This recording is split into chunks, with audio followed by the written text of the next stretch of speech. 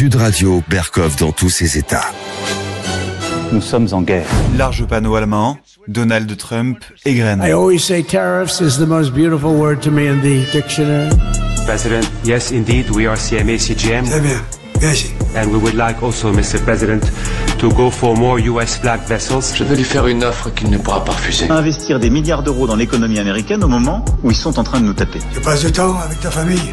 Bien sûr, parrain. Parce que quel serait le message? Une bonne centaine de personnes pour s'opposer à la politique de Donald Trump. Parce qu'un homme qui ne se consacre pas à sa famille ne sera jamais un homme. Thank you very much, Mr. President. Nous sommes en guerre.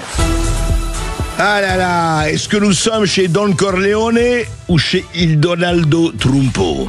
Peut se poser la question, le parrain parle, les bourses flambent, l'excitation est à son comble, que va-t-il se passer? Est-il vraiment un destructeur? Est-il Néron? Est-il au contraire le génie qui va sauver l'Amérique et peut-être le monde? Eh ben on va en parler évidemment aujourd'hui, très très très longuement bien sûr. Nous allons en parler avec un entrepreneur, Ludovic Malot. Nous allons vous faire entendre des entrepreneurs, l'un des plus grands entrepreneurs français, chez Donald Trump. Et puis les manifestations, hein, vous avez vu les manifestations. Il y en a eu 4 en France dimanche. 4, hein, c'était pas mal. Pourquoi? On va en parler avec Jean-Paul Garot, le député européen. Et qu'est-ce qui se passe du point de vue de l'Europe? Que va faire évidemment Ursula von der Leyen? On va également prendre le temps de le faire. Qu'est-ce qui se passe aujourd'hui? Les profs, les écoles, tous les policiers municipaux, ils sont menacés partout. Et en seconde partie, on va recevoir un haut fonctionnaire français, gardant l'anonymat, mais qui vient d'écrire un livre très fort, un roman. Ça s'appelle 12 France, comme par hasard, évidemment. Et puis ça décrit quoi? Ça décrit, c'est un roman, hein, la guerre civile qui vient, une guerre civile qui vient. Fake news, fiction ou réalité? On en parle tout de suite. Je n'aime pas la blanquette de veau. Sud Radio, Berkov dans tous ses états. Et il ose dire, Donald Trump, que tarif est le plus beau mot de la langue anglaise. Tariffs. Et nous, on dit aussi tarif seulement. Je ne sais pas si pour nous, franchement, c'est le plus beau 2 mots de la langue française. Mais qu'est-ce qui se passe en ce moment avec cette hausse proclamée par Trump sur les tarifs dans le monde entier, les tarifs douaniers? On en parle tout de suite. Sud Radio, Berkov dans tous ses états. Le fait du jour. Douaniers et douanières, vous faites un beau métier. Le mal comme le lierre s'arrache sans pitié d'invisibles frontières. Et oui, Maud Koffler a trouvé quand même la seule chanson hommage aux douaniers. Ça s'appelle l'hymne à la douane de Jocelyne Dorian. Retenez ce nom, Jocelyne Dorian, hymne à la douane. Alors, je ne sais pas si ça fait plaisir aux trafiquants, aux contrebandiers et autres. En tout cas, ça fait plaisir à Donald Trump notamment, et ça fait un peu frémir au contraire dans les capitales du monde entier. Qu'est-ce qu'on va faire, qu'est-ce qu'on fait, etc. Je salue Ludovic Malot. Bonjour Ludovic Malot. Bonjour André, merci pour l'invitation. Vous êtes économiste et entrepreneur, vous avez écrit Le suicide monétaire aux éditions Maya. Alors Ludovic Malot, avant de commencer avec vous et de prendre le temps, évidemment on prendra le temps d'en parler, je vais vous faire écouter 2 ou 3 choses. Donc, on sait ce qui s'est passé, notamment pour l'Union européenne, droit de douane de 20% augmenté sur les importations en provenance d'Europe, et puis alors réaction en chaîne, réaction à tous les États, réaction d'abord des chefs d'État, notamment d'Emmanuel Macron, qui dit attention, on va pas se laisser faire, on n'est pas naïf, écoutez le président de la République. Simplement, on n'est pas naïf, donc on va se protéger. Mais j'insiste sur l'importance de la réactivité, de bien préparer la réponse filière par filière, d'être unis, et surtout qu'il y ait une solidarité dans chaque filière. Et donc je pense que ce qui est important, et c'est tout le travail qu'il faut faire par filière, que les investissements à venir ou que les investissements annoncés ces dernières semaines, ils soient un temps suspendus tant qu'on n'a pas clarifié les choses avec les États-Unis d'Amérique. Voilà. C'est très clair, Emmanuel Macron, il dit attendez, oui, non, d'accord, mais investisseurs, grands entrepreneurs, attendez, et si vous avez décidé des choses, eh bien, prenez votre temps et n'investissez pas tout de suite. Mais 2 semaines plus tôt, qui était dans le bureau ovale de la Maison-Blanche? Un certain Rodolphe Saadé, le président du plus grand consortium, effectivement, de maritime et autres, CGA-CGM, et propriétaire, je veux dire, entre autres, de BFM TV, de RMC et autres médias. Écoutez ce que disait, donc, il est reçu, et Donald Trump est assis, et debout, presque derrière lui, il y a Rodolphe Saadé, et voici ce que dit le milliardaire franco-libanais. President, yes, indeed, we are CMA CGM, one of the leaders in shipping and logistics around the world.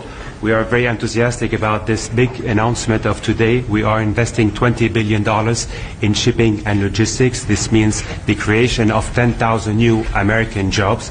We're also looking at investing in shipbuilding of container vessels, and we most probably will be making also announcement in the next coming weeks. And we would like also, Mr. President, to go for more US flag vessels, and we will go from 10 that we operate today to 30 US flag ships. Voilà. C'était Rodolphe Saadé, donc le président de la plus grande compagnie, effectivement, maritime du monde, une des plus grandes compagnies, c'est CGM, donc qui annonce un Donald Trump passible, mais plutôt content, évidemment, qu'il va investir 20 milliards de dollars en Amérique, créer 10 000 emplois en Amérique. Il va d'ailleurs construire des vaisseaux de containers, des transports de containers en Amérique, et puis il va justement construire des bateaux battant pavillon américain. Alors qu'est-ce qui va se passer? Est-ce que Rodolphe Saadé et beaucoup d'autres, d'ailleurs il n'est pas le seul, qui a dit attendez, cher président de la République, vous êtes très gentil, mais nous on va pas arrêter quand même d'investir, et nos plans d'investissement à ce point de vue. Et là ça se compte, on l'a vu, par milliards, par 20 milliards ou plus de dollars. Alors on en est là, et en même temps, on sait que la Hongrie, l'Argentine et plusieurs pays ont décidé, le Vietnam aussi et autres, de décider. Ils sont allés ou voir ou parler avec Trump ou son entourage et dire zéro tarif pour nous, zéro tarif, non, il n'y a pas de problème. Allez, on arrête, on met les tarifs à zéro, le libre-échange dans sa splendeur native et pas de droits de douane. Et Trump dit, alors il faut voir s'il a raison ou pas, s'il exagère ou pas, que 50 pays ont déjà contacté son entourage pour faire des offres. Donc, qu'est-ce qui se passe? Et puis on a parlé de la bourse qui en prend plein le visage, le CAC 40 qui passe qui s'effondre de 6,8%, la bourse de Sydney 4,23%, l'indice DAX s'effondre de 10%, la bourse de Francfort, Taïwan et compagnie. Alors, Ludovic Ballot, vous êtes économiste, vous êtes entrepreneur. On a le tableau aujourd'hui. Bon, ça fait que 2-3 jours, mais apparemment la tempête est là. Mais en même temps, des entrepreneurs. On a parlé de Rodolphe Saadé, on l'a entendu, et puis il y a beaucoup d'autres qui disent ouais, attendez, il faut pas s'exciter. Qu'en pensez-vous? Alors, effectivement, déjà, il faut pas s'étonner que Donald Trump a dégainé. Hein, c'était prévisible. Ouais. Donc, c'était attendu, vous dites. Oui. Mais bien sûr, il Pourquoi? en a parlé pendant sa campagne. Ouais. Il a la volonté de réindustrialiser les États-Unis. Beaucoup d'industries et de secteurs ont été laminés par des importations asiatiques à bas coût. Et donc ça a eu des conséquences dramatiques sur l'industrie aux États-Unis dans différents secteurs, et je dirais que la situation est identique en Europe, en France et dans d'autres pays européens. Donc je veux dire que aujourd'hui il y a rien de surprenant, je dirais. C'est pas une guerre commerciale en tant que telle, mais c'est en fait la fin d'un ordre économique. C'est la fin de la dictature de l'Organisation mondiale du commerce. Ce modèle qui a été développé dans les années 90, notamment par un de nos compatriotes qui s'appelle Pascal Lamy, a activement contribué avec zèle à développer toutes les règles, ou plutôt les non-règles de l'OMC, pour forcer les pays du monde à s'ouvrir aux importations dans tous les sens, sans aucune règle claire et de protection des normes sanitaires, des normes environnementales, des normes animales, etc. Donc aujourd'hui, le problème, ce n'est pas Donald Trump. Le vrai problème, c'est l'Organisation du mondiale du commerce, l'OMC, qui est basée ici à Genève, où je suis actuellement. Oui. Cette organisation, c'est la mort de cette organisation finalement. Mais je crois qu'il n'y a pas beaucoup de gens qui ont réalisé l'ampleur de ce qui se passe aujourd'hui. En fait, cette organisation est au cœur et la cause fondamentale de ce qui arrive aujourd'hui. C'est-à-dire une institution qui a été mise en place par les mondialistes pour démembrer, dépecer chacun des pays du monde pour pouvoir donner libre cours à tout et n'importe quoi, pour désindustrialiser, exposer gravement notre souveraineté alimentaire, technologique. On l'a vu avec Emmanuel Macron, c'est quand même très piquant que Monsieur Macron parle de protection, alors que c'est quand même lui qui a vendu à la découpe des fleurons français, notamment Lafarge, Alstom, Technips et d'autres. Donc c'est quand même exceptionnel que Monsieur Macron se pose en petite victime et essaye dans une méthode de communication désespérée de trouver une solution à cette attaque frontale. Mais c'est vraiment assez pathétique, je dois dire. Oui, alors Ludovic Ballot, c'est très intéressant ce que vous lui dites. En fait, ce n'est pas une guerre commerciale, c'est un peu la fin d'un mondialisme sans règles ni loi. C'est un peu ça, ce que vous nous dites. Exactement. En fait, la vraie cause du problème, c'est l'OMC. Et ça fait déjà de nombreuses années que je le dénonce. Je l'ai dénoncé aussi dans mon livre « Le suicide monétaire » aux éditions Maya. Maya, absolument. J'explique en fait, l'OMC est le cœur nucléaire de ce qui se passe aujourd'hui. Donc, je répète, le problème aujourd'hui n'est pas Donald Trump, c'est l'OMC, qui a c'est une opération intelligente qui a été montée déjà de longue date et qui a été accentuée dès les années 90 pour démembrer la souveraineté de chaque État en matière commerciale. Et voilà où on en est aujourd'hui. Quel est le résultat des courses? Une désindustrialisation massive de l'Europe. En France, beaucoup d'usines ferment, le chômage qui augmente en permanence, la concurrence déloyale des produits chinois. Je vous donne juste un exemple. Aujourd'hui, la Chine a encore des droits privilégiés avec la poste universelle pour pouvoir envoyer tout type de produits qui viennent d'AliExpress et d'autres régions. Donc, quasiment envoyer des produits gratuitement par la poste. Donc, la France aujourd'hui est inondée de produits... Excusez-moi, c'est vraiment intéressant. Ça, je crois que très peu de gens, moi-même, je ne savais. Vous dites que la Chine a des attaches à des avantages extrêmement forts par la poste pour envoyer à très bas prix ces produits dans le monde entier, c'est ça? Exactement. Vous rêvez pas, André, c'est exactement ce qui se passe et ça n'a jamais été remis en cause. C'est pour ça qu'on est inondé aujourd'hui de produits pas cher, puisqu'en fait il y a des frais d'expédition qui sont quasi nuls. Vous pouvez commander un couteau XY via AliExpress et ça va leur coûter peut-être 50 ou 80 centimes ou un euro de frais d'expédition. Donc c'est pour ça qu'aujourd'hui il y a beaucoup de commerçants aussi en France, beaucoup de magasins en ligne qui sont en très grande difficulté parce qu'ils sont concurrencés par des produits qui viennent de Chine et il y a absolument rien qui a été fait pour rééquilibrer ces règles. Donc voilà. Et ce n'est pas le cas pour nous. Par exemple, ce n'est pas le cas du commerçant qui veut exporter. Est-ce qu'il a les mêmes règles par la poste universelle ou pas? Non, justement pas. Justement pas. Voilà pourquoi ça coûte beaucoup plus cher à une société française, européenne, d'envoyer des produits. Vous voyez les tarifs d'expédition qui sont très élevés. D'ailleurs, vous vous constaterez que les frais d'expédition ont beaucoup augmenté depuis la libération de la logistique. Donc, vous savez très bien que la Poste française a été dépossédée d'une bonne partie de son activité au profit de sociétés américaines, notamment UPS, FedEx, DHL, qui font de l'envoi rapide et qui ont confisqué le marché qui était de manière originale entre les mains de la Poste française. Donc ça veut dire des coûts très importants pour envoyer des colis aujourd'hui. Même à l'international, si vous voulez envoyer des colis par la Poste, ça coûte classique, la peau de... ce n'est même plus possible, c'est pour vous dire. Mais alors Ludovic Malot, on va continuer à en parler, mais je voudrais juste vous poser une question là avant la pause, mais on va continuer à parler avec vous.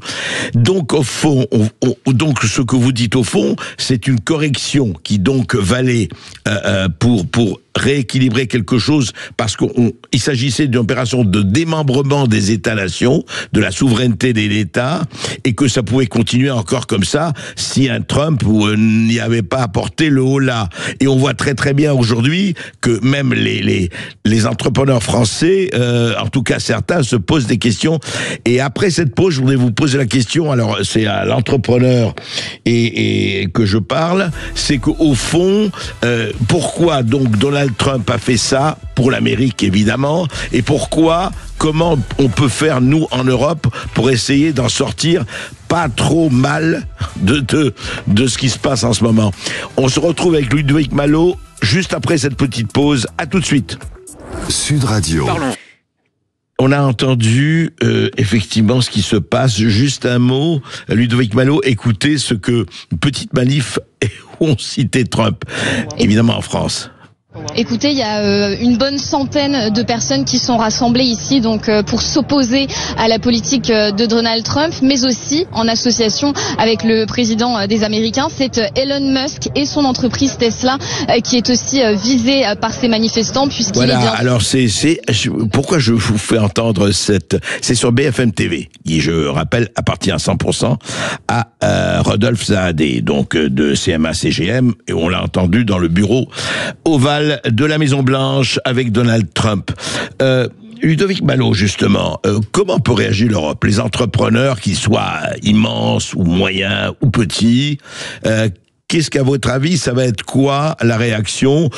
On attend et on voit venir, on essaie de se protéger, on fait le dos rond, on fait quoi? À votre avis? Alors, au niveau de l'Europe, il n'y a rien à attendre, clairement vu la situation, parce qu'ils sont en train de préparer un conflit avec la Russie. Donc ils ont, entre guillemets, d'autres chats à fouetter. Par contre, c'est une formidable opportunité. Une formidable opportunité. C'est-à-dire, pour les patrons du CAC 40. C'est-à-dire qu'aujourd'hui, vu la situation, vu le track record de Monsieur Macron, je pense qu'il est temps que les patrons du CAC 40 fassent une lettre ouverte collective au président de la République pour lui demander sa démission. Parce que Monsieur Macron...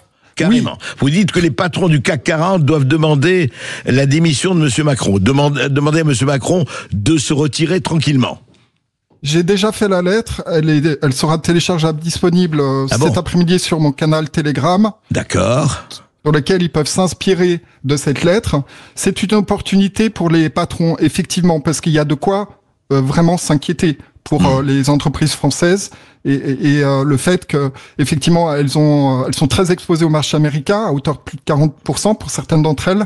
Donc aujourd'hui, c'est une opportunité pour mettre fin à ce désastre que constitue Emmanuel Macron à la direction de ce pays, une catastrophe cumulée entre la crise du Covid, les gilets jaunes, les problèmes de retraite, la désindustrialisation massive, la fiscalité confiscatoire et exorbitante. Je crois qu'on a atteint vraiment des sommets. Donc je pense que les patrons, d'ailleurs j'en ai entendu un qui a dit qu'il en avait rien à cirer de ce que pensait Macron. Ça a été même dit par le Figaro.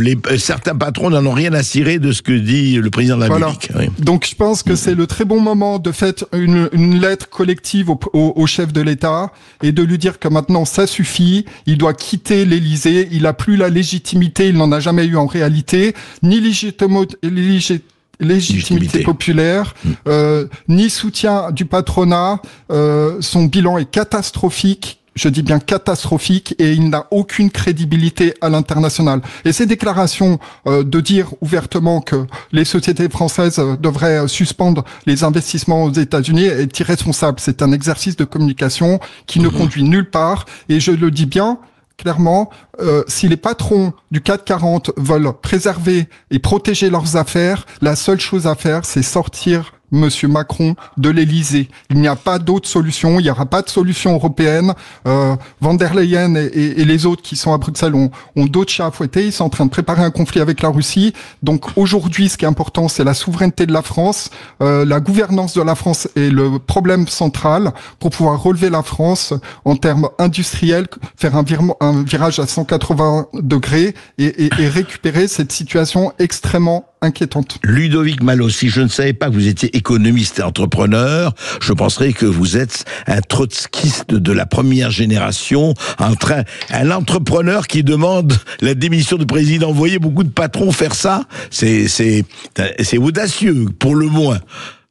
Alors oui, peut-être c'est audacieux, mais aujourd'hui il n'y a pas d'autre solution. D'accord ? Ouais. On voit que c'est quelqu'un qui est isolé, qui n'a aucun soutien, il se moque totalement du Parlement, donc il gouverne par décret, il a aucun soutien populaire, il n'a pas le soutien dans le patronat. Ce monsieur doit sortir. Il doit sortir de l'Élysée parce que notre pays est gravement en danger aujourd'hui en matière économique, fiscale, avec une fiscalité qui est exorbitante. Il y a beaucoup de jeunes aussi qui quittent le pays, qui en ont marre de la bureaucratie, de la fiscalité. Donc aujourd'hui, la France est dans une situation dramatique et le meilleur service que pourrait faire Monsieur Macron, c'est de quitter l'Élysée. Il y a des millions de Français qui en ont marre de cette situation et il doit vraiment quitter l'Élysée. Donc les patrons du CAC 40 ont ici une opportunité en or, je dis bien en or, pour exiger la démission de ce président de la République. Ludovic Malo, vous avez la responsabilité et vous l'assumez tout à fait de vos propos. Écoutez, vous lancez un appel aux patrons du CAC 40. Nous allons voir comment les patrons du CAC 40 réagissent, en tout cas un certain nombre d'entre eux. Mais merci pour vos éclaircissements. Évidemment, c'est une situation qu'on va suivre, qui va pas se dénouer en quelques jours, ni en quelques semaines, et ni peut-être en quelques mois, mais nous allons suivre ça. Merci à vous. Sud Radio André Berkoff. Berkoff dans tous ses états, ça balance pas mal sur Sud Radio. C'est quoi une manifestation ? Donald Trump ! Donald Trump ! C'est nouveau ce type de réaction ? Il est pas prêt ton poisson ! Voyez pas prêt ! Une manifestation, c'est des personnes qui défilent dans la rue pour exprimer leurs convictions ou leur mécontentement. Les manifestants clament des slogans. Aïe Vladimir Poutine! Aïe Vladimir Poutine! Voilà, Vladimir Poutine, c'était les Femen. Et hier, évidemment, une très grande, quatre manifestations en France. Vous voyez, on sent que c'est une France très unie, très pacifiée, etc. 4 manifestations, ce qui n'est pas rien. Je rappelle, manifestation de la France Insoumise avec Europe Écologie Les Verts, c'était pour la Palestine et c'est devenu évidemment pour ce qui se passait vis-à-vis du Rassemblement National et de Marine Le Pen. Privé ou pas d'élection présidentielle, ça on le verra. C'est pas. Et puis il y avait la manifestation du Rassemblement National, effectivement, en solidarité pour Marine Le Pen et contre un certain jugement. Il y avait effectivement Gabriel Attal et Renaissance qui étaient aussi sur le terrain pour manifester contre les extrémistes, qu'ils soient de droite lepéniste ou de gauche LFI. Et enfin, il y avait, on en a moins parlé quand même, les manifestations contre les zones à faible émission, les motards, notamment les motards en colère. Alors Jean-Paul Garot, bonjour. Bonjour. Jean-Paul Garot, vous êtes député européen, vous êtes et puis on vous écoute toujours parce que vous avez au moins une lucidité. On peut être d'accord avec vous ou absolument hostile, mais vous avez une vraie lucidité et vous employez les mots MOTS sur les mots MAUX. Alors, Ces manifestations, et puis reliées à ce qui se passe évidemment en Europe et ailleurs, ce dont on parlait avec Ludovic Malot, mais ces manifestations qui, avouons-le, soyons clairs, n'a pas rassemblé beaucoup de monde, y compris parce que le RN, par exemple, dit oui, nous avons 11 à 13 millions d'électeurs, il y avait 8000 personnes ou 10 000 personnes, c'est bien, mais c'est pas hallucinant. L'LFI, 5000 personnes, rassemblement. C'est-à-dire, ce qui est intéressant dans cette histoire, c'est qu'on fait des manifestations et qu'on a l'impression que dès qu'il fait beau, qu'il y a du soleil, la France, ils sont partis taquiner le goujon ou prendre un petit verre de rosé. Il faut relativiser un petit peu parce que, si vous voulez, cette manifestation, on l'avait organisée en 5 jours. Ouais. Elle était donc organisée très bien, d'ailleurs, au passage. On a quand même 25 000 nouvelles adhésions en l'espace de quelques jours aussi. Ouais. On a 500 000 pétitionnaires qui ont signé la pétition au soutien de Marine Le Pen. Donc, si vous voulez, non, moi je crois qu'il y a un vrai fond, un mouvement de fond par rapport à ce qui s'est passé. Voilà. Alors après, Paris, c'est pas toujours facile pour un provincial d'y venir. Ensuite, c'est compliqué. La région parisienne n'est pas forcément, Paris n'est pas forcément le meilleur vecteur pour le Rassemblement national encore, mais ça va changer certainement, je l'espère. Donc on est quand même dans une situation où il y a quand même eu une forte mobilisation, et je crois honnêtement qu'il y a une certaine indignation qui dépasse d'ailleurs nos frontières. Parce que je viens d'entendre le juge Di Pietro, qui est quand même un magistrat reconnu en Italie, qui n'a rien à voir avec le Rassemblement national, qui a organisé, vous savez, tout ce qui était la lutte contre les mafias, opération même propre en Italie, très connue en Italie, qui vient de dire qui vient de dire que ce jugement c'était n'importe quoi. Donc il y a beaucoup de personnalités en dehors du Rassemblement national. Donc il y a quelque chose. Si vous voulez, moi je suis magistrat, donc ça peut être compliqué pour moi d'être magistrat et de critiquer une décision de justice. Alors d'abord, premièrement, je ne critique pas la justice, bien sûr, parce que ce jugement pose de très gros problèmes de fond sur les motivations notamment, et on voit bien que ce jugement, on le lit dans ses motivations, ce jugement a été là pour éviter effectivement que Marine Le Pen se présente. Donc c'est un jugement politique, on en a beaucoup parlé. Donc c'est en cela qu'il est politique. Oui. Alors si les juges, justement, Jean-Paul Garot, parlons-en. Ce qui est le vrai problème, c'est que moi je suis frappé. Je ne dis pas que c'est votre cas, mais on proteste quand il s'agit de Marine Le Pen. Les autres disent très bien, c'est la justice, il faut que la justice se fasse. Ce n'est pas en politique, ça doit passer, c'est la justice. Mais moi, ce qui me frappe, notamment ces histoires d'emplois fictifs, qui ne sont pas des emplois fictifs, qu'on emploie, on est député européen, vous l'êtes, on emploie des... Bon, sauf que tout le monde le fait, enfin tout le monde, énormément de gens dans tous les partis le font. Et moi, ce qui me pose question, c'est quand il s'agit d'un parti adverse, on dit, ah là là, regardez comme ils se comportent, vraiment, c'est dégueulasse, il faut que la justice passe. Et quand c'est les nôtres, et je ne citerai pas de nom, mais enfin, vous connaissez mieux que moi. Regardez ce qui s'est passé avec François Fillon, qu'on a proprement tué, qui s'est peut-être tué en 2017. Regardez ce qui se passe avec un certain nombre de gens, que ce soit le MoDem, que ce soit même, on parle de Jean-Luc Mélenchon, quand il était député européen. Enfin, tout ça me paraît extraordinaire. On ne peut pas dire, mais écoutez, la justice est valable pour tout le monde à égalité. On ne peut pas revenir à cette banalité de base, j'allais dire. Oui, alors je ne veux pas rentrer dans les détails techniques, mais il y a une évolution jurisprudentielle depuis un arrêt de la Cour de cassation qui permet maintenant à la Cour de cassation et à la justice française d'aller finalement juger des relations qu'il peut y avoir entre un député et son collaborateur. Si vous voulez, avant, la séparation des pouvoirs empêchait cela.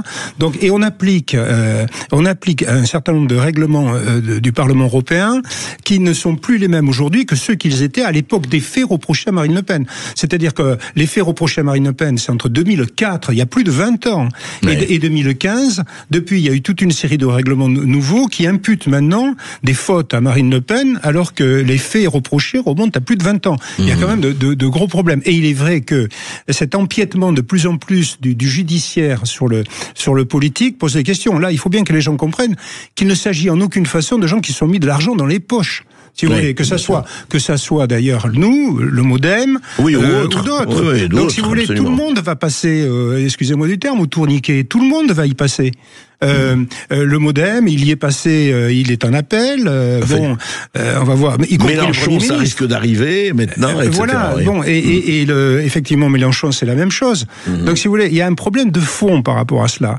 Il y a un problème de séparation des pouvoirs. Je veux dire, alors bien sûr, il ne s'agit pas de couvrir des choses illégales, mais il y a une question vraie de séparation des pouvoirs. Mais tout à fait, et vous avez tout à fait raison de le souligner. Mais qu'est-ce qui fait que le judiciaire, encore une fois, il ne s'agit pas de mettre tout le monde dans le même sac, et surtout pas que ce soit le magistrat ou autre, mais qu'est-ce qui fait que le judiciaire a empiété à ce point sur le politique? Parce que c'est quand même le politique qui a donné au judiciaire les armes pour... Vous avez donné la question et la réponse. C'est la faute aux politiques, naturellement. C'est la faute aux politiques. Et si vous voulez, il y a une pensée, je dirais, politique et des gouvernements, entre guillemets, dits de droite, qui ont fait exactement comme la gauche judiciaire.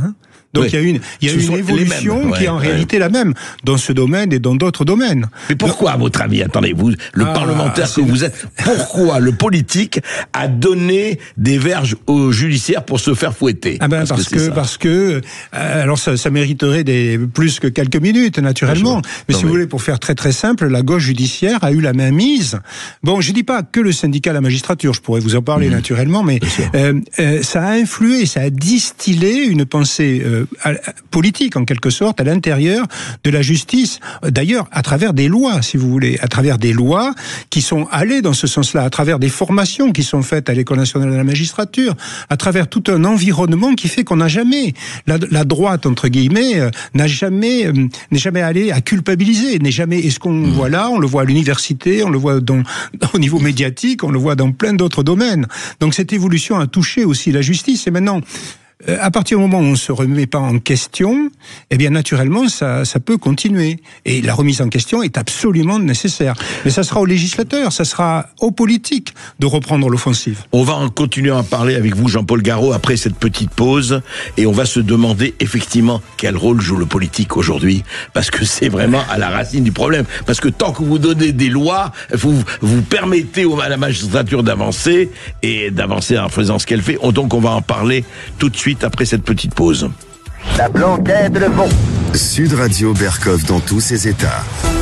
Je ne suis pas le seul, effectivement. Je vous dis pas dans quel état sont les bourses du CAC 40 et compagnie, mais ça, on en reparlera. Jean-Paul Garot, on était en train de parler, vous êtes député européen, je le rappelle, on était en train de parler des rapports assez spéciaux, disons, style je t'aime moi non plus, entre le politique et la justice, et la séparation des pouvoirs. Et effectivement, vous parliez de, ce qui se passe avec Marine Le Pen et le dernier avatar, mais il y en a eu d'autres, et il y en aura d'autres. Qu'est-ce qui fait, effectivement, que, droite et gauche confondues, le politique a donné, effectivement, a tendu le plat et le menu à une certaine forme de justice? Mais le politique en général a fui ses responsabilités dans un premier temps, n'a pas assumé ses responsabilités, a fait pas mal de démagogie, les choses se sont délitées de plus en plus. Moi, d'ailleurs, j'étais magistrat et la magistrature la justice m'a permis de voir l'effondrement de la société. Je l'ai vu, Comment? C'est-à-dire, de quelle manière? Je l'ai vu, j'avais de nombreux dossiers et je voyais bien que tout partait. Alors, c'était surtout des dossiers effectivement répressifs, j'étais juge d'instruction notamment, donc je voyais la montée de l'islamisme, je voyais tous les réseaux qui se mettaient en place. Et donc, naturellement, il faut une solution globale à tout ça. Chacun dans son coin ne peut pas y arriver. Donc, la solution globale, c'est la politique. C'est l'une des raisons principales pour laquelle, donc, je me suis engagé. Et pendant longtemps, d'ailleurs, je me suis dit, mais le politique fuit ses responsabilités, c'est de l'irresponsabilité, c'est peut-être de l'incompétence. Et à un moment donné, j'ai compris qu'il y avait aussi, quelque part, de la part de certains, la volonté, finalement, d'en rester là. Et ils ont démissionné, en quelque sorte, par rapport à ça. On laisse faire, pas de vague, on laisse faire parce qu'on n'y arrivera pas de toute façon. Voilà. Il y a une sorte de fatalité à cette évolution. Ils ont intégré la fatalité, donc le renoncement, quelque part. Renoncement a été intégré. Alors, je dis pas, il y a des politiques exceptionnelles, bien entendu, mais ce mouvement général est arrivé, et d'où le décalage de plus en plus important entre le peuple et ses, entre guillemets, élite. Et ce décalage, on le retrouve à tous les niveaux.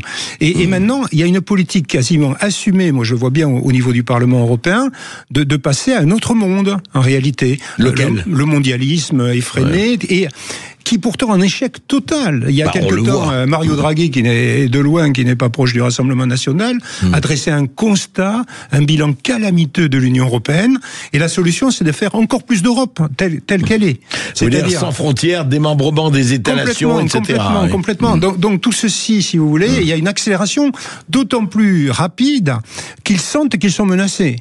Donc, si vous voulez, actuellement, le système... C'est la fuite en avant ? C'est la fuite en avant parce qu'ils veulent se protéger par tous les moyens et ils veulent surtout mettre en place ce qu'ils ont prévu.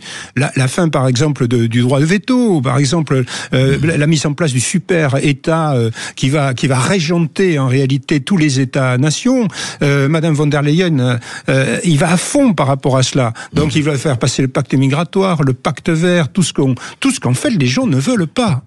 Donc toute une politique que les gens ne veulent pas. C'est vraiment ça. Et le passé, ils ont une majorité encore là. Donc nous évidemment on se bat pour s'y opposer. Donc si vous voulez, c'est la fin un peu en quelque sorte de ce cycle maastrichtien qui commence en 92, très décrié à l'époque par mon ami Philippe de Villiers, par Philippe Seguin, enfin voilà, et ils avaient totalement raison. On avait totalement raison. Et là, ce cycle est en train de se terminer. Et là, ils se cramponnent. Ils veulent faire passer tout ce que les gens ne veulent pas. Et cette mondialisation, soi-disant heureuse, on le sait bien, personne, maintenant tout le monde a compris que c'était fini, et la réponse, c'est le patriotisme économique. Alors, Trump en donne une démonstration brutale, mais nous, on a toujours dit que Trump, c'était très bien parce que c'était un patriote, parce que voilà, sauf qu'on savait très bien qu'il allait faire une politique pour les Américains. Oui, bien sûr. Mais il a été élu pour ça. Bien sûr. Donc, nous, c'est à nous aussi de nous protéger.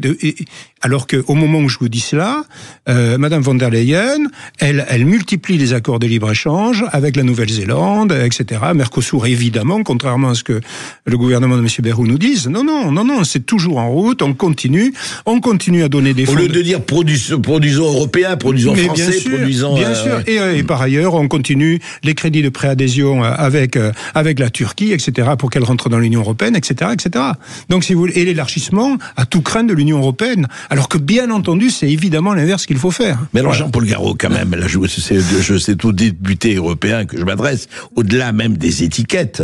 Mais est-ce que c'est comment arrêter cette espèce de... Vous savez, j'ai l'impression que chez Ursula von der Leyen, si j'en crois ce que vous dites, c'est nous étions au bord du gouffre, mais depuis on a fait un grand pas en avant.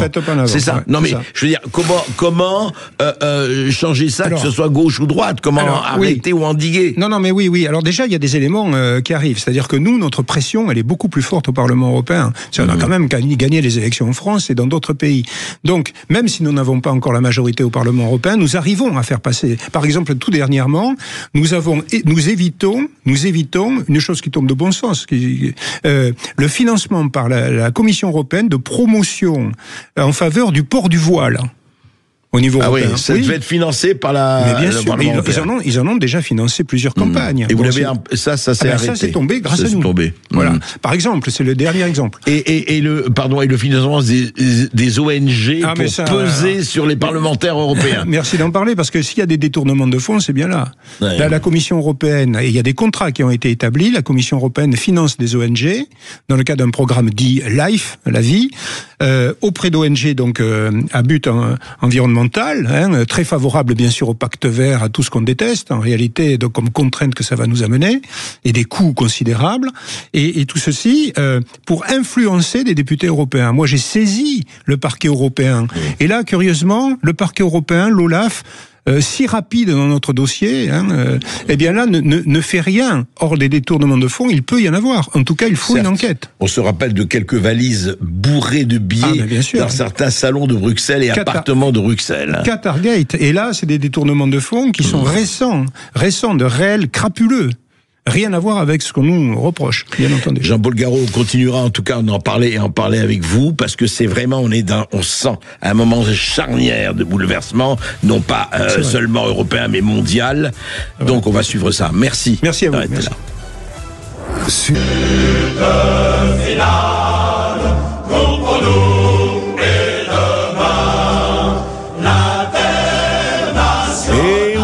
qu'est-ce qu'on entendait cela en mai 68? On entendait beaucoup cela en mai 68. Et puis après, bien sûr, c'est l'hymne révolutionnaire par excellence depuis un peu plus d'un siècle. Mais on va en parler pourquoi? Parce qu'en mai 68, il y avait un certain Danny Cohn-Bendit qui avait 23 ans, qui avait fait beaucoup parler de lui à l'époque. Ensuite, il est devenu parlementaire européen, etc., etc. Et puis, il est devenu macroniste, et puis, on l'entend en ce moment, parce que je crois qu'il a sorti un livre.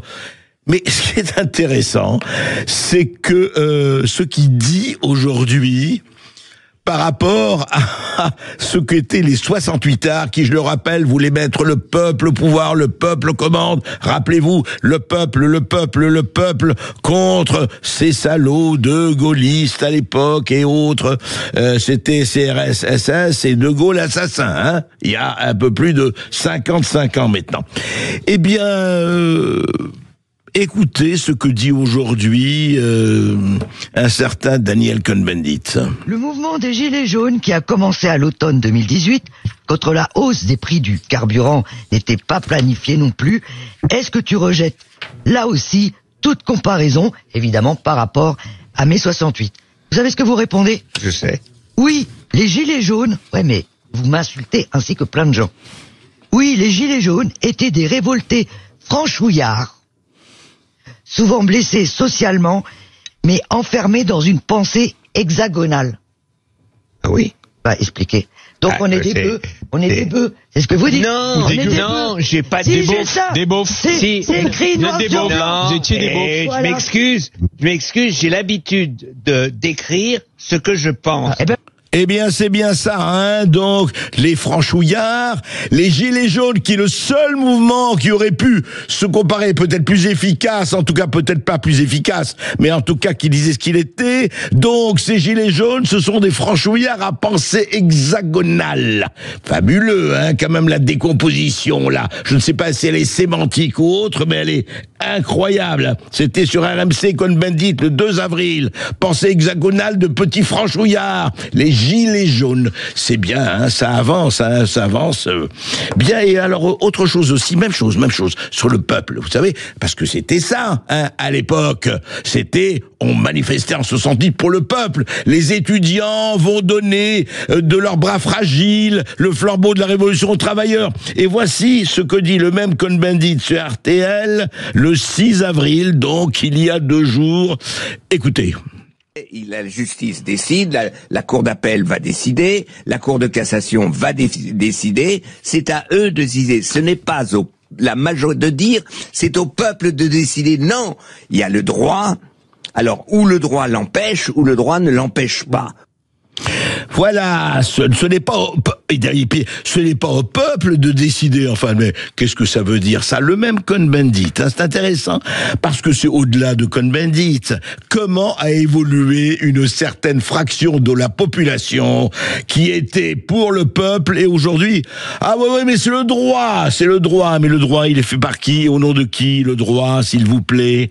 Eh ben voilà, ça s'appelle, je ne sais pas. Est-ce que c'est la chute finale après la lutte finale? C'est intéressant de le savoir. Voilà, on voulait quand même vous passer ce morceau de petite anthologie. Sud Radio Berkov dans tous ses états. Le face-à-face. Douce France, cher pays de mon enfance, bercé de tendre insouciance. Ah oui, Charles Trenet, oui, douce France. C'est intéressant parce qu'un livre vient de paraître aux éditions du Toucan Noir et ça s'appelle Douce France. Et puis alors, vraiment l'image, des immeubles en flammes, je vous dis pas, un paysage absolument désolation. C'est vrai qu'on peut se poser les questions, plus de 60 ans après, je ne sais pas, c'est même de plus de 70 ans, cette chanson de Trenet, et c'est signé Céline Kléber. Je ne trahirai pas un secret d'État en disant que Céline Kléber n'est pas Céline Kléber, c'est un haut fonctionnaire qui est très bien placé pour raconter ce qui se passe et ce qui risque de se passer. Pourquoi je vous dis ça? C'est que Céline Kléber n'est pas un homme qui a fait sa transition, mais évidemment pour des raisons tout à fait respectable et légitime en tout cas, il doit garder l'anonymat eu égard aux fonctions qu'il occupe. Donc, il sera flouté et on est très content et très heureux de l'avoir avec nous sur le plateau parce que ce livre est passionnant.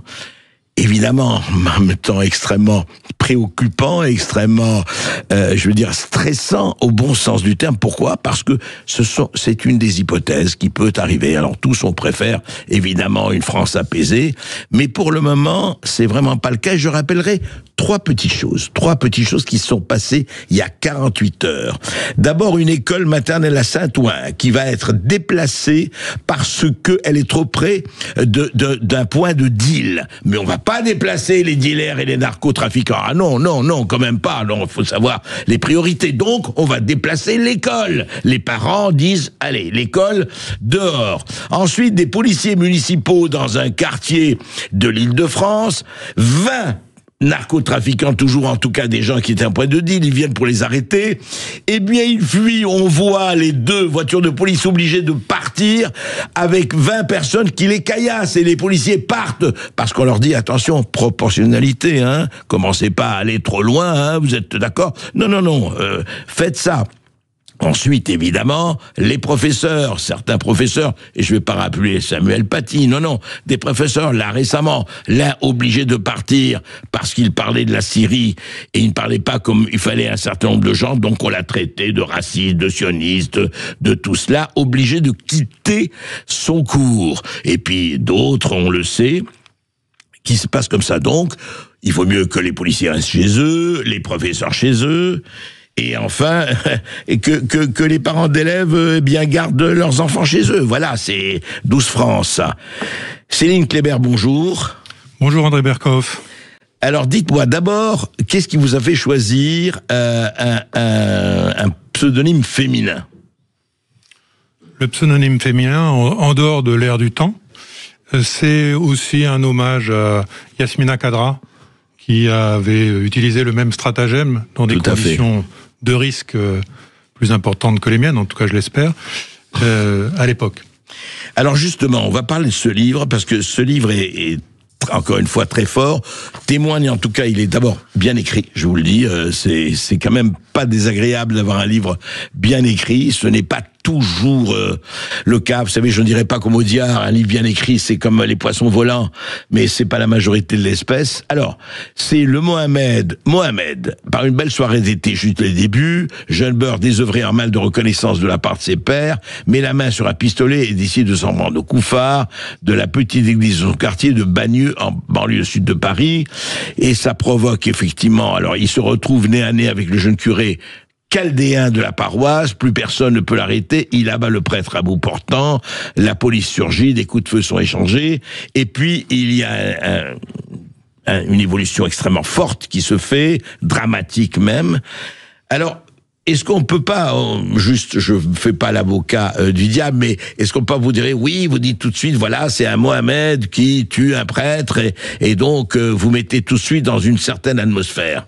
C'est une Kléber. C'est clair qu'il y a une certaine atmosphère, mais elle correspond aussi à la vérité de ce qu'on connaît aujourd'hui, c'est-à-dire une forme de haine rampante entre certaines catégories de population dans notre pays, qui est parfois d'ailleurs renforcée, exploitée par certaines parties de la classe politique française. Tout le monde voit de qui je veux parler, je suppose. Suivez mon regard, suivez votre regard, oui. Donc, je pense que c'est, comme vous l'avez très bien dit au début, c'est une des hypothèses qui peut se présenter.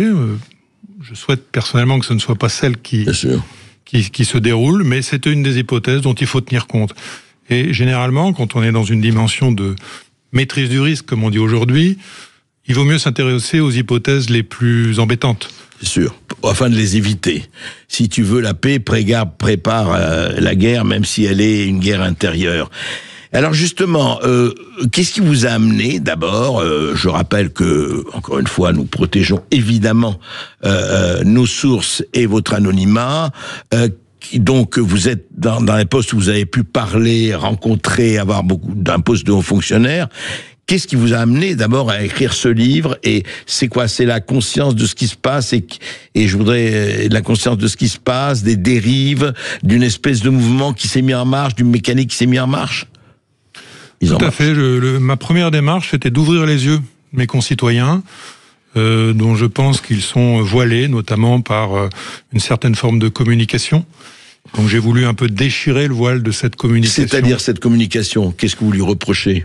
Qui consiste à ne pas dire la vérité, ou qui consiste à la déformer, qui consiste à altérer en fait un certain nombre de traits, qui consiste à ne pas prendre à bras le corps un certain nombre de sujets, dont celui de l'islam en France par exemple, mais pas uniquement, dont celui de la délinquance, avec ce sujet d'ailleurs extrêmement préoccupant de la porosité entre les deux, entre l'islam et la délinquance, pour un certain Sauf islam. que vous êtes d'accord, on peut pas, tous les musulmans ne sont pas des délinquants. Non, mais je le rappelle parce qu'il faut quand même, attention, tout le monde n'est pas à mettre dans le même sac, et vous le savez. C'est évident. D'ailleurs, les personnages du roman que j'ai écrit sont complexes. Il y a d'ailleurs dans le roman des musulmans qui s'opposent à la dérive vers la guerre civile.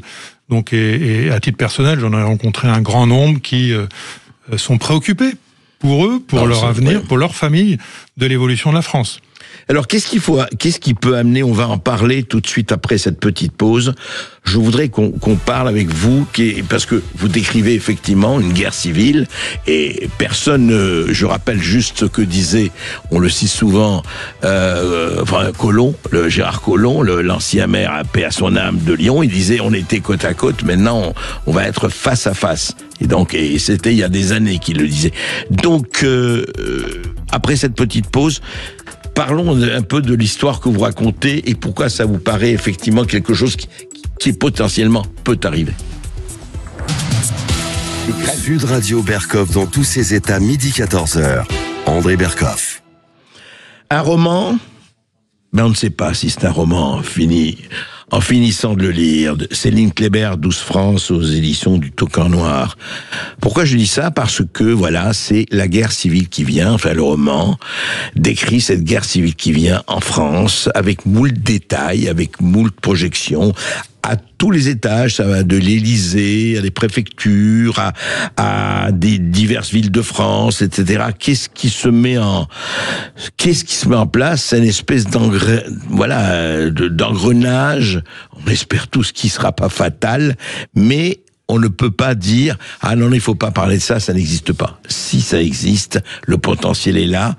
Et justement, quand vous avez construit votre roman, l'idée était un peu de faire à tous les étages, enfin montrer un peu ce qui peut se passer, cet engrenage, comment il peut se passer.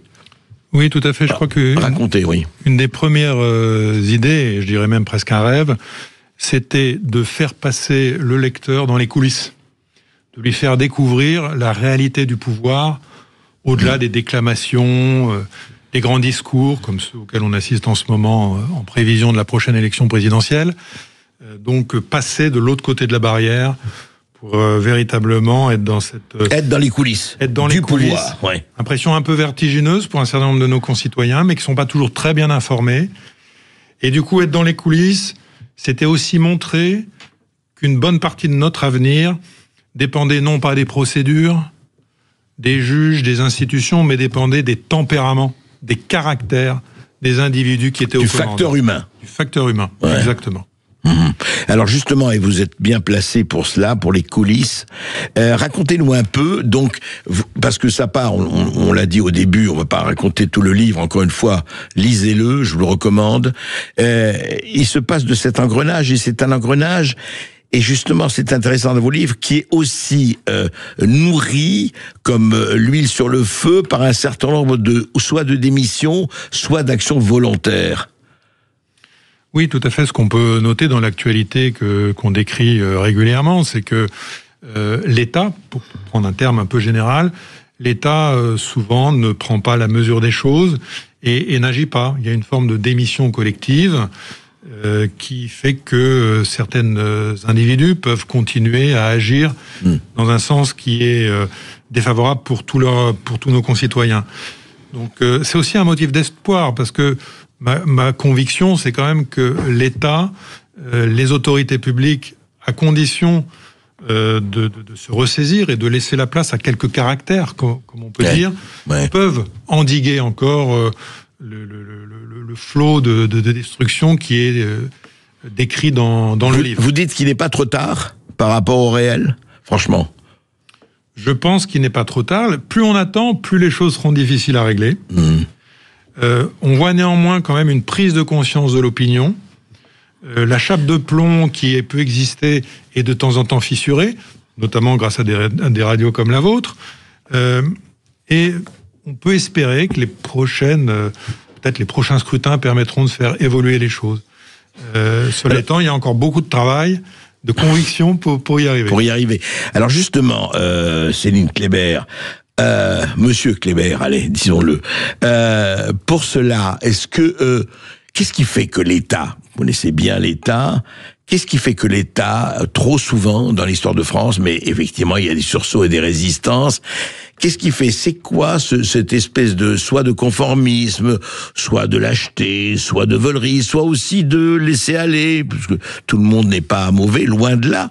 Qu'est-ce qui fait qu'on laisse arriver jusqu'au bord du précipice en disant oui, mais qu'est-ce que vous voulez, on peut rien faire, on peut rien faire, qui nous frappe dans tous les domaines. Hein.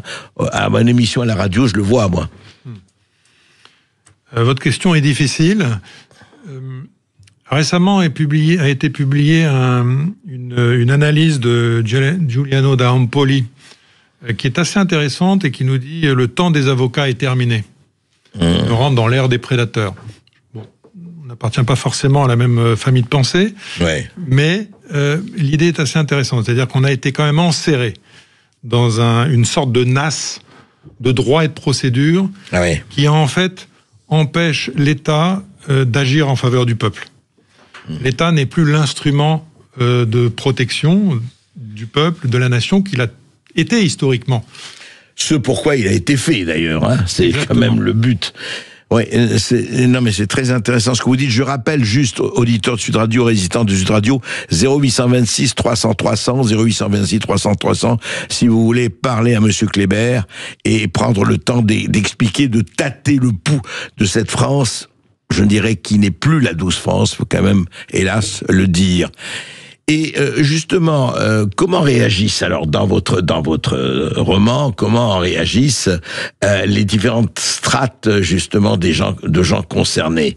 Est-ce que en général, parce que je vois, il y a vraiment un mélange de tout évidemment, et c'est le réel, mais à supposer que ceci se passe, quand vous dites, moi je ne suis pas, plus ça tarde, plus on sera désespéré, enfin, plus ça risque d'être difficile, mais vous, à la fin, on ne sait pas si vous êtes vraiment, j'ai lu le livre jusqu'au bout, on ne sait pas si l'auteur est vraiment pessimiste ou il pense qu'on peut s'en sortir. Alors c'est vrai que je me pose la question moi-même comme auteur, mais je dois dire aussi que mon éditeur, Le Toucan Noir, m'a fait le plaisir de me commander un tome 2, donc on aura la réponse peut-être dans le tome 2. Tout s'explique. Pour l'instant, on est un petit peu sur la pente raide, sur la ligne de crête. On peut tomber d'un côté ou de l'autre. Mais alors justement, il y a des passages assez, je dirais, croquignolesques dans votre livre. Pareil, qu'est-ce qui vous a fait dialoguer entre Fabrice Lucchini avec un préfet de la République, donc énarque? Qu'est-ce qui a provoqué ça chez vous, qui est très drôle d'ailleurs dans le... Peut-être que le point de départ, c'est le formatage du préfet, qui, pour devenir préfet, a pris l'habitude de prendre sur lui, de ne pas dire beaucoup de choses, de faire même des choses qui étaient contraires à ce qu'il pensait être l'intérêt de la République. Et puis en face... Il prend sur lui, quoi. Il prend sur lui... D'avaler les couleuvres. D'avaler les couleuvres, exactement. Et de l'autre côté, Fabrice Lucchini, qui prend moins sur lui et qui dit un certain nombre de choses qui déplaisent à beaucoup de monde d'ailleurs. Enfin, il a moins de contraintes, disons-le quand même. Il a moins de contraintes. Donc il y avait cette différence entre les deux que je trouvais intéressante. Je crois qu'aujourd'hui, c'est très difficile pour certains hauts fonctionnaires de vivre leur vie professionnelle. Parce que la plupart de ceux que j'ai rencontrés ont une haute éthique. Mais oui, vous dites qu'ils ont une haute éthique, mais qui ne peuvent pas l'acter, c'est ça? C'est difficile de l'acter, et puis avouons qu'il y a une sorte de formatage par l'administration. Si vous voulez avoir une belle carrière, il peut être bon de ne pas tout dire. Il peut peut-être bon de mettre son mouchoir dans sa poche. Dans sa poche, oui. Mais c'est tout le problème, ça. Parce que si sa carrière dépend effectivement de tel ou tel ministre, on le sait pour le parquet, et pour pas mal de fonctionnaires de tel ou tel, effectivement, membre du gouvernement...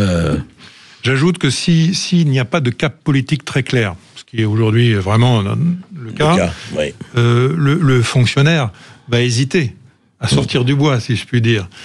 Il a besoin d'un cap politique, c'est pas lui qui décide. En tout cas, dans une démocratie, ça ne devrait pas être lui qui décide.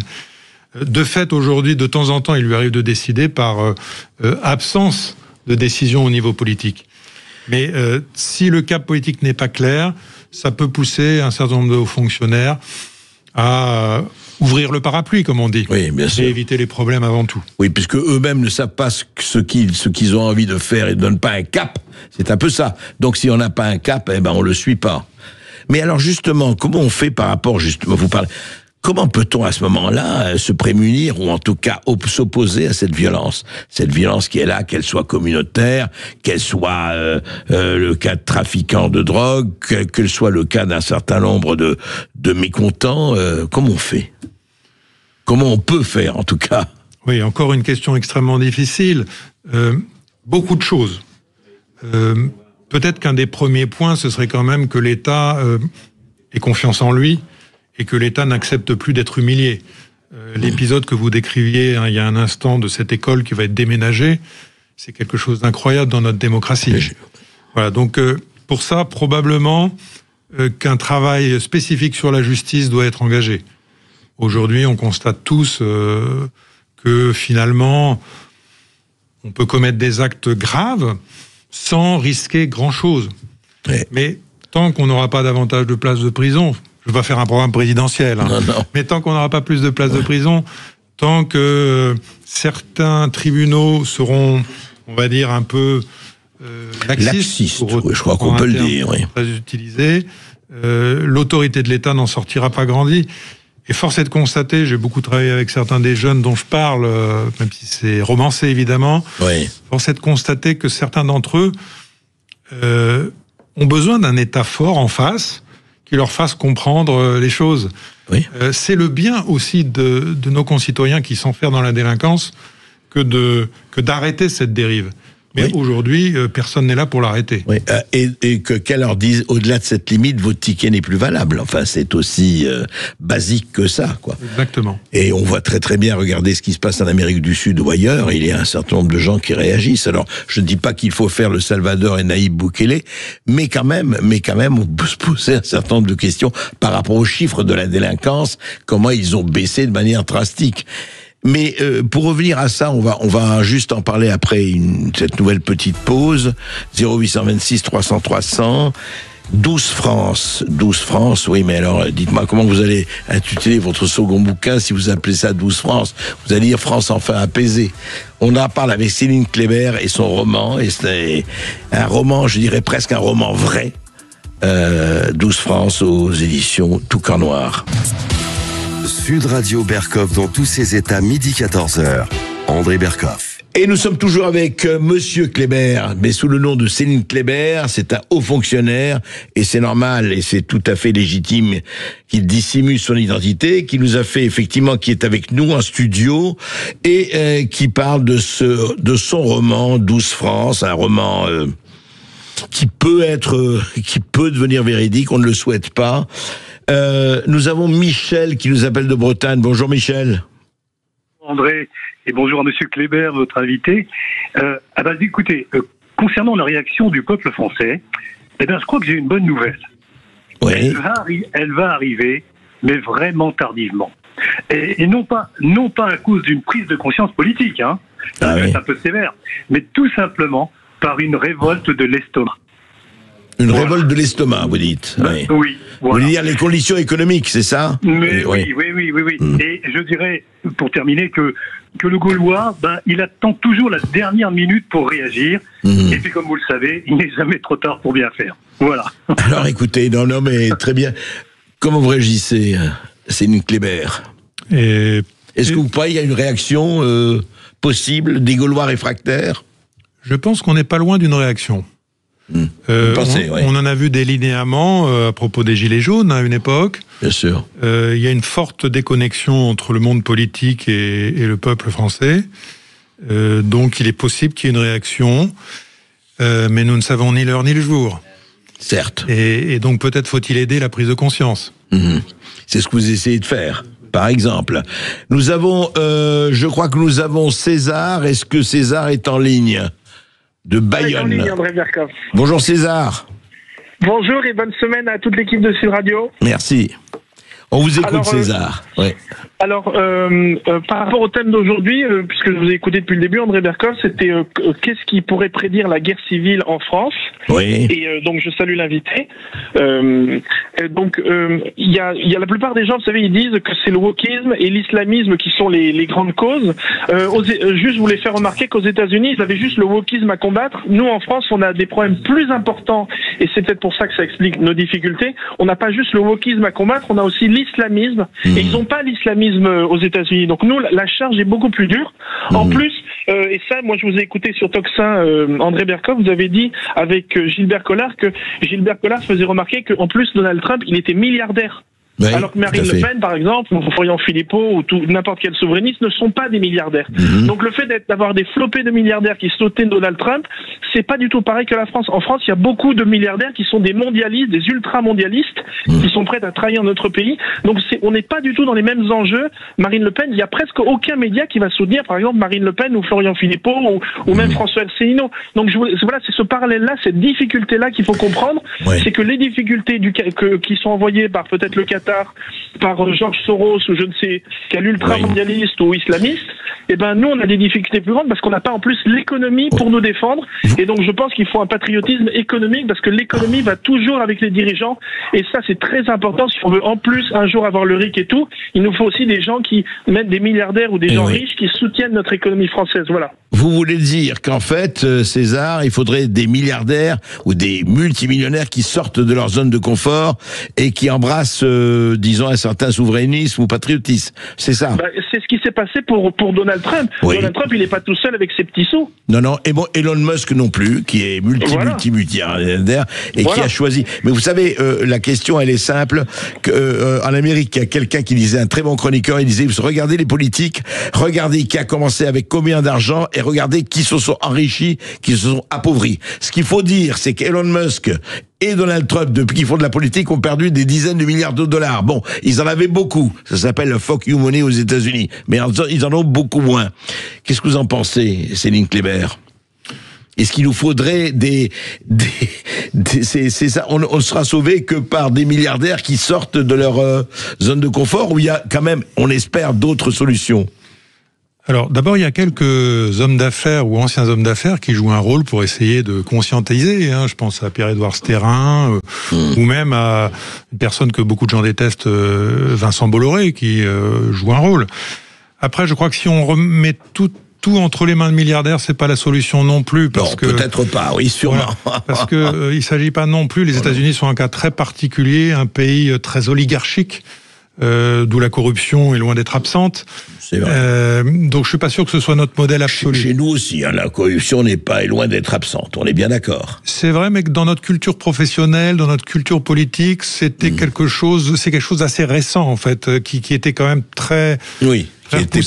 Qui était pas le commun, enfin voilà, le tronc commun. Et dans les cercles que j'ai eu à fréquenter, c'est quelque chose qui était, je dirais pas un impensé, mais qui était hors de vue.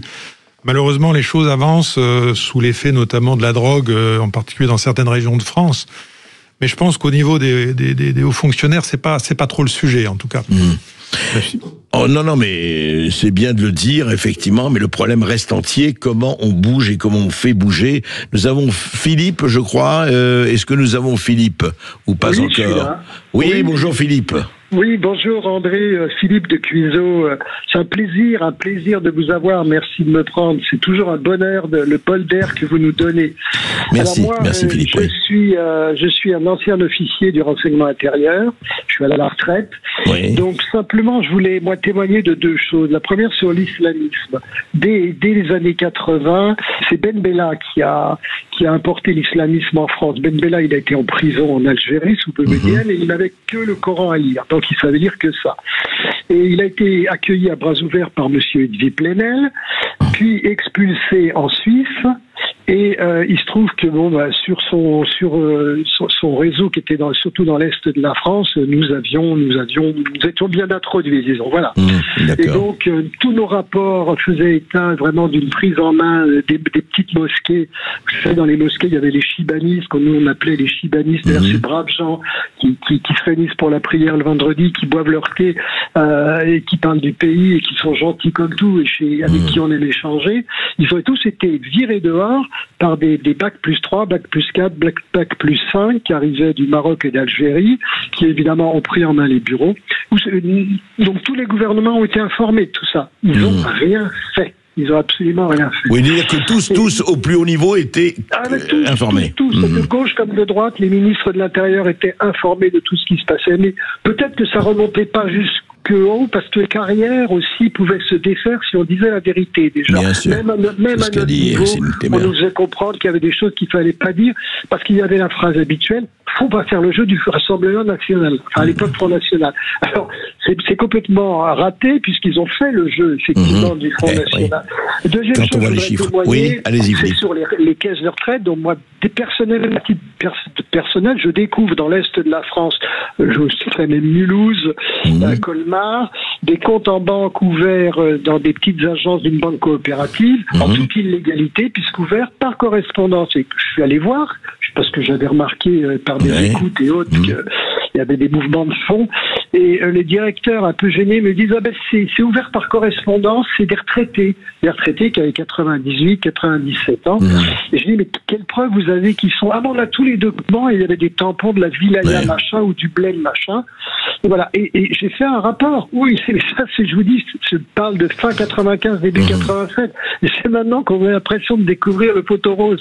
Faut pas rigoler, il le savait très bien. Oui, l'histoire de... C'était ce que je voulais vous dire. Merci Philippe, merci. Justement, presque un blanchiment, il faut le dire. Voilà un témoignage aussi d'un ancien officier du renseignement intérieur, dit Philippe.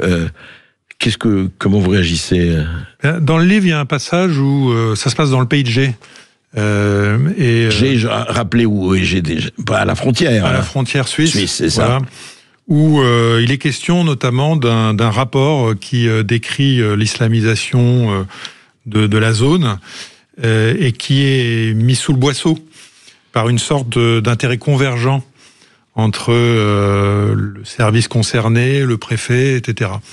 Et d'ailleurs, ça les aide bien dans leur carrière. Donc c'est presque un rapport comme celui dont Philippe parle. Et je ne suis pas en contact avec notre ami auditeur. Mais donc oui. Et alors, récemment, j'ai relu la trilogie marseillaise de Jean-Claude Izzo, qui a fait des polars intéressants, même s'ils étaient plus nourris de gauchisme, on va dire, mais qui date des années 90, et tout y est déjà. Tout y est déjà, avec notamment les barbus, comme on dit, qui sillonnent les cités de Marseille. C'est très frappant de se rendre compte que finalement, il y a 30 ans, on en parlait déjà. Alors, je suis pas tout à fait d'accord avec votre auditeur sur l'idée que personne n'a rien fait. Je crois qu'on peut pas dire ça. J'ai constaté des visus que certains avaient fait quelque chose. Après, il faut du temps. Et sauf quand même que la menace, l'imprégnation, l'implantation a augmenté de manière exponentielle. Je suis d'accord avec vous. Depuis 40 ans ou 30 ans. L'action n'est pas à la hauteur de la situation. Pour autant, c'est difficile de dire que personne n'a rien fait. Oui, bien sûr. Voilà. Il faut probablement aujourd'hui accélérer et prendre un certain nombre de décisions. Bon, on voit qu'il y a quelques ministres quand même qui agissent. On a un ministre de l'Intérieur qui bouge tout de même, alors dans des circonstances politiques compliquées, on peut le dire. Oui, c'est pas simple. C'est pas simple. Ce qui, à mon avis, est très important, c'est un peu ce que vous faites au quotidien, c'est que ces sujets puissent être pris en charge par le peuple, quelles que soient les opinions, quelles que soient les confessions religieuses, et qu'on essaye de trouver un avenir pour ce pays, un avenir de paix. Et ça ne se fera que dans la vérité. Donc il faut dire un certain nombre de choses. En tout cas, ce qui est intéressant, c'est qu'il y a de plus en plus un courant, et je citerai quand même les livres d'Oberton sur Guérilla, les 3 tomes. Je cite aujourd'hui votre livre, aujourd'hui, qu'encore une fois je recommande. Ce qui est intéressant, effectivement, c'est de faire prendre conscience aux gens. C'est-à-dire que le problème de la prise de conscience, vous savez, quand on est loin, qu'on n'est pas soi-même directement impliqué, on dit oui, mais ça n'arrive qu'aux autres. C'est le ça n'arrive qu'aux autres qui me paraît aujourd'hui peut-être le plus préoccupant. Alors peut-être aussi faut-il que les Français se disent qu'ils ont la vie politique qu'ils méritent. Certes, et les hommes politiques ou les femmes politiques qu'ils méritent. Ouais. C'est-à-dire que sans doute faut-il davantage d'engagement. Sans doute faut-il, de la part de nos concitoyens, qui ne se contentent pas de voter une fois tous les 5 ans. Si vous regardez, si vous comparez un certain nombre de pays autour de nous, la sphère politique est extrêmement fragile. Combien d'adhérents au Parti socialiste aujourd'hui? Combien d'adhérents chez les Républicains aujourd'hui? Si vous comparez à l'Allemagne, à l'Italie, on est vraiment dans une situation où les hommes politiques, les femmes politiques sont un peu seuls. Et c'est notre responsabilité à nous aussi, citoyens, de les pousser, de les accompagner, de les encourager parfois. Et je dirais que vous avez raison, et vous avez encore, enfin, ce qui est très illustré par les manifestations monstres qui ont lieu à Rome, à Bucarest, à Londres même, etc., beaucoup plus importantes que celles en France. C'est d'ailleurs très très frappant ça, que dernièrement, on a vu depuis quelques mois des manifestations en Pologne, en Hongrie, ailleurs, enfin, vraiment, je parle que de l'Europe, hein, et qu'en France, c'est quand même, il y a, je ne dis pas qu'il y a rien, mais enfin, beaucoup moins que cela. On va essayer d'en reparler après cette petite pause. À tout de suite. Sud Radio Berkov dans tous ses états, midi 14h. André Berkov. Et nous sommes toujours avec Céline Kléber. Monsieur Kléber, c'est évidemment le pseudonyme d'un haut fonctionnaire qui, pour des raisons évidentes, ne peut pas donner son identité et sous l'anonymat, mais qui a écrit un livre, je le répète, un livre passionnant sur ce qui peut arriver, et dans un mois, dans un an ou moins, dans notre cher et doux pays. Juste une question. D'abord, on va peut-être prendre Pierre qui est là. Pierre, est-ce que vous êtes là? Non, Pierre n'est pas encore là. Alors, la question que je vais vous poser, très franchement, est-ce que ça peut arriver, à votre avis, qu'on se dise, parce qu'il y en a qui l'ont dit, même des hommes politiques, des maires et autres, il faut faire intervenir l'armée. C'est pas possible, on peut pas continuer comme ça. Si à un moment donné, je ne dis pas un coup d'état militaire, hein, je dis que si on ne fait pas intervenir l'armée à un moment donné, ben ça va continuer comme ça. Qu'est-ce que vous en pensez? Ça dépend beaucoup de la situation, mais je crois qu'il faut pas se précipiter quand même. L'armée aujourd'hui n'est pas du tout formée pour opérations intérieures. Pour des opérations intérieures. Il ne s'agit pas de tuer le malade non plus. Donc je pense qu'il y a quand même des étapes avant. Il faut pas mourir guéri, quoi. Voilà. C'est ça. Il y a quand même des étapes avant qu'on peut mener. On a des services de police, de gendarmerie, des services de renseignement comme celui Philippe en parlait, oui, de tout à l'heure, qui sont quand même solides. Et on a une justice. Il faut que ces éléments jouent leur rôle à plein. Je pense qu'un des nœuds, c'est la justice aujourd'hui. Il faut absolument dénouer le problème de la justice. C'est-à-dire, il faut pouvoir... Dénouer comment? Concrètement, vous voulez dire quoi? Concrètement, il y a le trafic de drogue aujourd'hui, il faut réfléchir quand même aux sanctions sur les trafiquants de drogue. Il faut évidemment avancer sur la question de la saisie des avoirs qui nourrit tout ce trafic. Il faut avancer sur les prisons, on en a parlé. Il faut avancer sur les sanctions, qui sont d'ailleurs, je le souligne, qui sont très différentes d'un tribunal à l'autre en France. Ah oui. On n'est pas sanctionné de la même façon à Bobigny ou à Besançon ou à QC. Ah oui, vous voulez dire que chaque tribunal a ses poids et mesures, quoi. Ses poids et mesures, parce qu'ils sont pas confrontés à la même situation. Certains sont, disons-le, complètement débordés. Et donc, quand on est complètement débordé, on traite moins bien le sujet. C'est ce que j'ai voulu montrer un peu dans le livre en parlant du tribunal de Nanterre, qui fait partie des tribunaux qui ont une masse de procédures à traiter, ou quand je parle aussi de Marseille. Donc, il faut que ces éléments-là puissent évoluer. Quelque chose de très simple, et peut-être que le ministre garde des Sceaux pourra agir, c'est de simplifier certains textes. Quand vous prenez aujourd'hui le code de procédure pénale, il faut pratiquement un doctorat pour le maîtriser. Oui, mais est-ce qu'on en est encore là? Je sais, mais ça, écoutez, on l'a beaucoup dit, Céline Kléber, mais est-ce qu'on en est encore là? Est-ce que, franchement, et vous l'avez dit vous-même, est-ce que c'est pas une question de volonté, de courage d'abord? Vraiment? Si aussi, mais la volonté et le courage, surtout, oui, doivent s'appliquer à des choses concrètes. Si on bouge pas le code de procédure pénale, ça veut dire qu'on n'arrivera pourra rien faire. Ça n'arrivera pas à faire sanctionner rapidement, efficacement un certain nombre de délinquants. On a Pierre qui nous appelle. Bonjour Pierre. Oui, bonjour Monsieur Bercoff. Bonjour, on vous écoute Pierre. Écoutez, moi je suis chasseur et j'ai voulu aller chercher des balles un peu spéciales pour tirer, comment dire, des chevrotines par exemple, ou des balles un peu... On n'en trouve plus, hein. Même en tant que chasseur, on ne trouve plus de chevrotines, c'est ça? Ah mais non. Les armuriers nous disent, il y en a plus. Et quand on lui demande pourquoi, ils nous disent, ah, ça c'est pas dû à cause des fabricants, hein. Ils essayent de pas dire que c'est l'État, mais voilà, l'État prend ses précautions. D'accord. Alors l'État prend ses précautions. C'est vrai que, alors je ne dis pas qu'il faut armer tout le monde et légitime défense, mais c'est vrai qu'on a désarmé récemment. On a fait une grande cueillette d'armes, si je peux m'exprimer ainsi. Mais franchement, est-ce qu'on ne peut pas arriver, justement, ce que dit Pierre, vous en parlez aussi un peu, mais est-ce qu'on peut arriver, non pas à l'autodéfense, mais si les citoyens se sentent pas protégés par l'État, et franchement, ce ressentiment grandit, et vous le savez bien, de jour en jour. Qu'est-ce qu'on fait? Est-ce qu'il ne faut pas être amené, et ce n'est pas souhaitable, mais quand même, à se protéger, à se défendre eux-mêmes et à trouver les moyens de se défendre? Ce serait la rançon de l'échec. La rançon terrible de l'échec, parce que ça signifierait à terme la désintégration de l'État et probablement la désintégration de notre pays. Donc c'est pourquoi dans le livre, j'essaye d'apporter quand même quelques pistes différentes. Je crois profondément qu'il faut faire attention au trafic d'armes.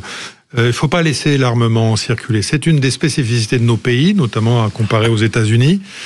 Ne laissons pas les armes circuler. Oui, mais vous savez bien qu'elles circulent. Ne poussons pas les gens à s'armer. C'est vrai, mais vous savez bien qu'elles circulent. Justement, le bon citoyen lambda, je dis pas, lui, on lui dit attention, hein, pas de chevrotine, mais le trafiquant, je peux vous dire que vous le savez très bien, il a des armes très sophistiquées. Non, mais je veux dire, là, vous parlez de vœux pieux, ma chère Céline Kléber. Mais en fait, je veux dire, il faut, encore une fois, on revient, vous me dites les textes et tout ça, mais où est la volonté?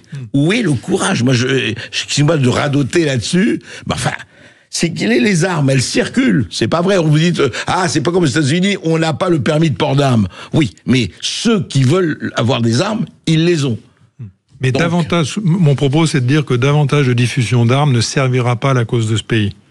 C'est certes, voilà. Mais ils en ont rien. Peut-être qu'à titre individuel, pour se défendre, les gens peuvent ressentir ce besoin, mais je crois que ce serait la mauvaise démarche que de rentrer dans un armement global, comme dans le film Civil War qui parlait des États-Unis. Évidemment qu'il faut lutter contre le trafic d'armes, dont je parle dans le livre d'ailleurs, qui gangrène, et il y a des choses à faire dans ce domaine. Je sais bien par ailleurs qu'il y a un certain nombre de clubs de tir en France qui connaissent une explosion de leurs adhésions. C'est un phénomène très net. Et pour cause. Pour autant, je ne pense pas qu'il faille aller vers l'armement de tout le monde.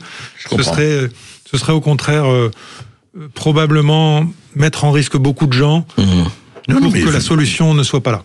Non, effectivement, c'est pas une solution qu'il faut en tout cas favoriser, mais le problème est posé. En tout cas, votre livre, je le dis, pose ça. Vous lisez un roman, mais vous lisez un miroir qui réfléchit, comme disait un certain Jean Cocteau, qui réfléchit le réel, et puis ce sera, comme toujours, à nous de choisir notre sort.